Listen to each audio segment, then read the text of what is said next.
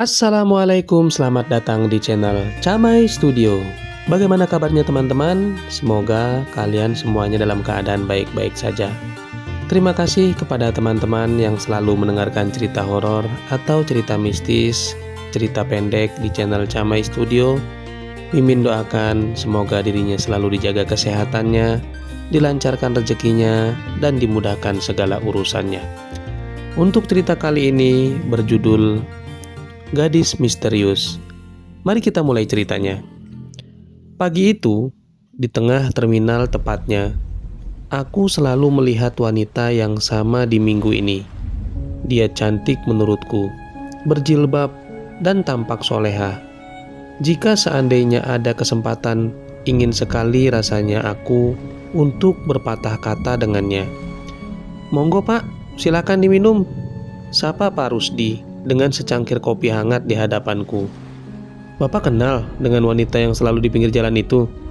tanyaku seraya menunjuk ke arah jalanan di pinggir lalu lalang kendaraan. "Tentu Mas, dia Aisyah, anak Ibu Haji Marsina yang tinggal di rumah gedong di sana. Emangnya kenapa Mas?" tanya Pak Rusdi sambil duduk di angkringannya yang masih sepi. "Enggak Pak, cuman pengen tahu aja." "Apa dia udah menikah Pak?" tanyaku penasaran. "Belum, dia belum menikah. Minggu lalu ada yang melamar, seorang gus-gus gitu, anak kiai, tapi ditolaknya. Padahal dia itu anak tertua loh Mas. Adiknya yang cewek malah udah nikah 2 tahun lalu. Kayaknya dia bakal jadi perawan tua. Kalau Mas mau ngelamar, kayaknya susah deh. Soalnya sudah banyak pemuda yang melamar tapi semuanya ditolak," kata Pak Rusdi berbisik. "Loh, kok bisa Pak? Emangnya kenapa?" kataku semakin penasaran mendengar penuturan bapak itu. "Saya toh kagak tahu Mas, wong gadis itu orangnya pendiam sih. Tapi menurut rumor yang saya dengar, dia itu sombong Mas. Dan kalau milih suami itu suka pilih-pilih. Makanya semua pada ditolak," kata Pak Rusdi semakin lirih. "Apa dia itu benar sombong Pak?" tanyaku. "Masih tak percaya. Kalau menurut Bapak sih tidak. Soalnya setahu Bapak dia anak baik. Soalnya juga sering mampir ke sini beli kue. Kalau Bapak sih positive thinking aja Mas. Toh itu hanya rumor," kata Bapak sambil membayar uang kembalianku. Aku hanya diam, membisu sambil memikirkan ucapan Bapak Rusdi. Bagiku, gadis itu masih menjadi sebuah misteri. "Siapa sebenarnya kamu?" tanyaku selalu dalam hati. Masih di pagi yang sama, saat kulihat dia kembali, kalau kemarin dia memakai baju hijau, sekarang dia tampak anggun dengan baju merah jambunya. Aku sendiri pun tak tahan ingin bertegur sapa dengannya, sekaligus ta'arufan. Mungkin akan sedikit bisa menghilangkan rasa penasaran dalam hatiku. "Astagfirullah," ucapku dalam hati. Gadis itu benar-benar cantik. Ya Allah, sungguh niatku hanya untuk bertaarufan dengannya. Kuatkanlah imanku, ucapku dalam hati. "Boleh saya bantu Neng?" ucapku melihat barang belanjaannya yang cukup banyak. "Tidak usah Cak, alhamdulillah saya masih bisa kok sendirian," jawab gadis itu menolak. "Tak apa, kamu kelihatan cukup lelah," jawabku meyakinkannya. Akhirnya dengan agak canggung, gadis itu memberikan sebagian belanjaannya kepadaku. Sangat senang hatiku menerimanya. Mungkin ini adalah langkah awal yang baik untuk mengenalnya. Di perjalanan, tidak ada sepatah kata pun yang terlontar. Kami hanya saling diam, aku pun hanya mengikuti langkahnya, sambil berharap ada kata yang bisa diucapkan.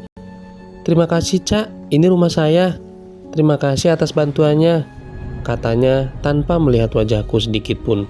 Hanya menunduk sedari tadi yang dia lakukan. "Iya, sama-sama Neng. Oh ya, nama saya Rahman. Kalau nama Neng siapa ya?" tanyaku salah tingkah. "Nama saya Aisyah Cak, panggil aja Aisyah."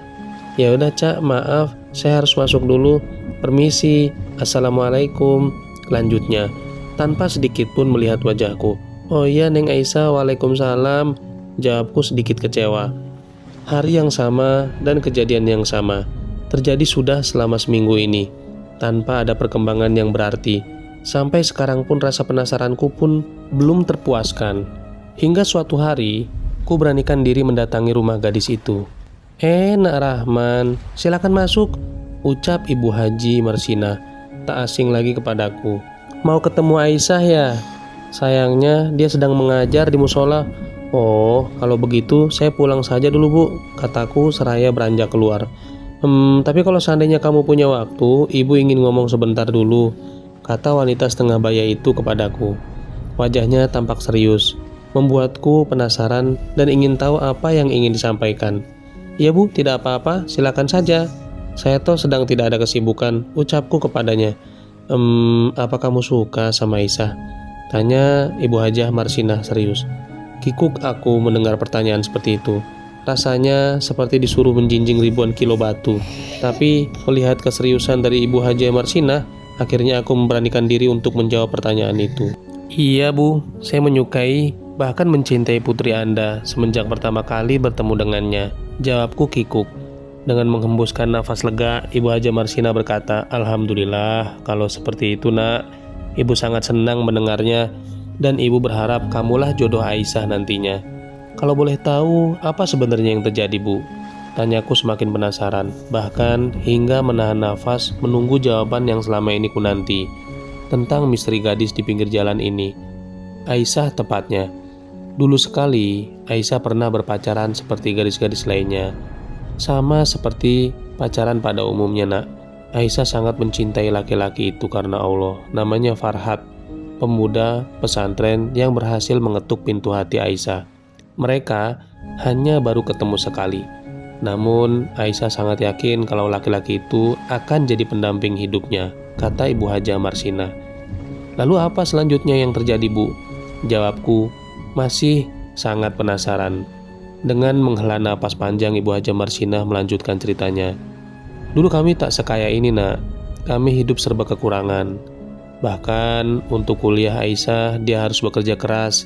Jika ditanya impiannya hanya satu, membahagiakan keluarga dan memberangkatkan haji orang tuanya. Sedangkan Farhat harus berada di kota lain untuk melanjutkan kuliahnya. Jadi selama pacaran itu mereka hanya berhubungan dengan telepon saja. Pernah sekali Aisyah bercerita kepada saya, kalau tidak salah di bulan Juni tahun 2012, kalau dia akan menemui Farhat, dia juga bercerita mereka akan mengikat janji di hadapan Allah.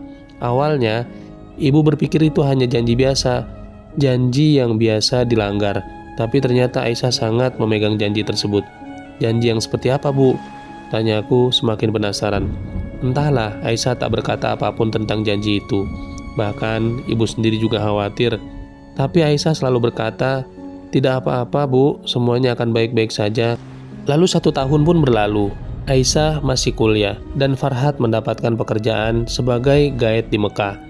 Namun sepeninggal itu, seakan Farhat juga menghilang bersama semua rasa cintanya. Tak ada kabar apapun yang tentang Farhat. Seperti hilang ditelan bumi nak. Tapi anehnya, Aisyah tidak meneteskan air mata sedikit pun.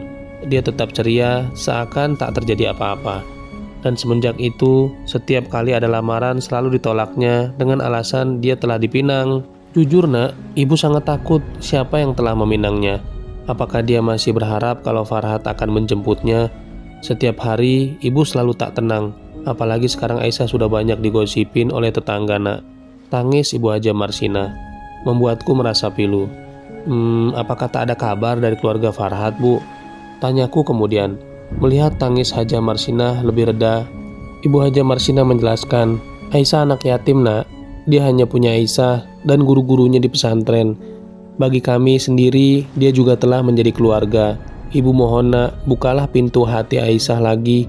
Ibu ingin dia bahagia. Sungguh, ibu tak pernah tega mendengar tetangga memperolok-oloknya sebagai perawan tua. Ibu ingin melihatnya menikah dan melupakan kesedihan kehilangan Farhat.